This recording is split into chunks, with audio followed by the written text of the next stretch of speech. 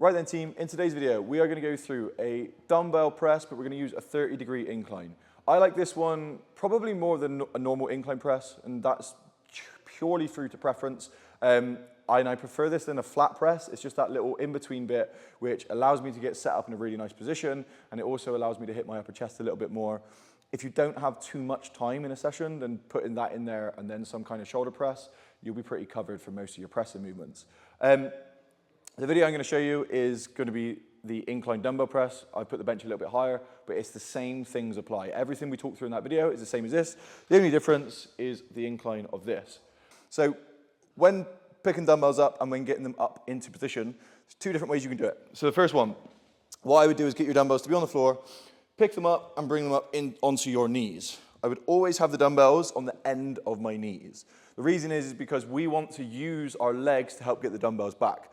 Currently these are 15s, but if you were doing them with 50s, it would be a lot harder to get the dumbbells up. So the way to do it, option one, you flick one leg or one dumbbell and then the other. So one dumbbell flicks back and then the other dumbbell flicks back and then you're in position. And from here, we can just press up to the top, okay? The other way of doing it is using both legs at the same time. So the way I would do this is lock my arms into my side. So I'm almost thinking about like squeezing my arms to my side. That's going to be locked in. I'm going to rock forward onto my toes. So I'm going to almost kind of take all of my weight onto my toes, and then I'm going to rock back and flick both of them back. And that's going to allow me to get into that position. From here, I'm going to press up nice and tall. So with the setup of this, we want to make sure that we have a big arch in our lower back. So one of the biggest things that I'm focusing on is keeping a giant arch in my lower back. What a lot of people tend to do with incline stuff, because the weight's too heavy, is they actually end up sitting on the end of the bench. So they're all the way like up here, and they're in this position. You're basically doing a flat press at this point. We want your bum to be like right in the crease of the bench, so really far back, and then this giant arch as much as we possibly can into that position. The reason is because when we're thinking about this, two different cues for you to think about trying to maintain the correct position would be either just to try and really focus on that arch, so driving that arch and almost thinking, the analogy people use is imagine you're trying to like snap bamboo. So when you're in position, it's like your bamboo snapping here. So you'll feel your lower back kind of like tense right up. That's what we want to be feeling if we can. Either that or big chest. So wanting to take our chest and try and get it as flared up and as high as possible. If you think about when you train your chest attaches on your sternum, attaches out here on your arm. What we want to try and do is keep one of those points when training any muscle group. You want to have your origin, which is the muscle or the place the muscle attaches closest to the body. And then you have the insertion, which is where the muscle attaches further away from your body. We want to keep one of those points kind of stable the whole time. So for us, when we attach up here, we want to keep that point stable as possible. So we're going to take the dumbbells up. We're going to get into position.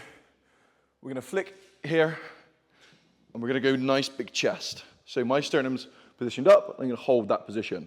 One thing you want to make sure is that when you're in this position here, we don't want the dumbbells to be like a barbell and be flat here, because what that will do is naturally turn your elbows out. So when you come down, you'll be way out here. What that's going to do is you're not as stable, which means it's actually going to be way more difficult for you to load this. And it's going to flare your elbows, which means that one of the things and reasons why it's so difficult to press sometimes is because your elbow is going to want to naturally do that.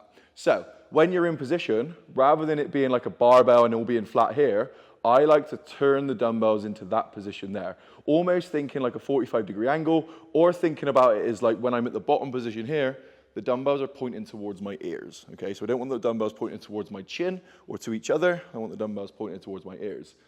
With every pressing movement, you want to be pressing through your palms. And the reason that is because that's going to keep the tension and keep the pressure on your chest. So even though I wrap my fingers around to keep the dumbbells safe and wrap my thumbs around to keep the dumbbells safe, I want to make sure that I'm pressing through my palms to the ceiling.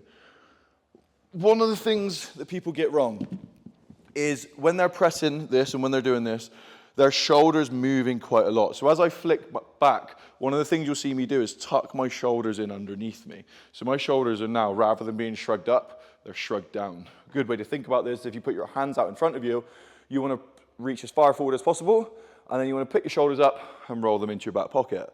That's the position that we're going to press from. And when you get to the top, we want to keep those shoulders in the back pocket. We don't want that to happen.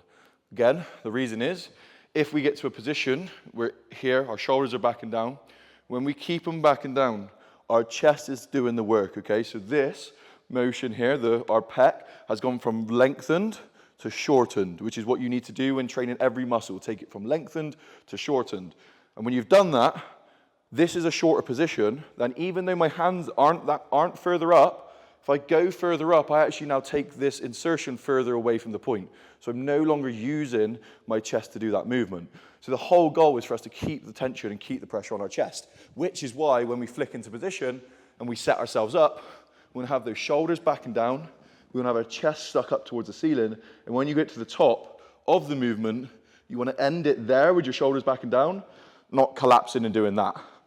One of the reasons people do collapse their chest is because they don't think about their breathing. So your rib cage is like a barrel, and what we want to make sure we do to kind of help with stability of our shoulder and our shoulder blade is we want to fill that barrel. So we want to fill our lungs up with air, nice and big. We want to keep it filled up with air, okay? And the reason we want to do that is because then we have a way more stable place to press from. So team, that was a 30-degree incline press. Thank you so much for watching. My name's Charlie. This is Hack the Body, Hack the Mind. We will see you on the next one.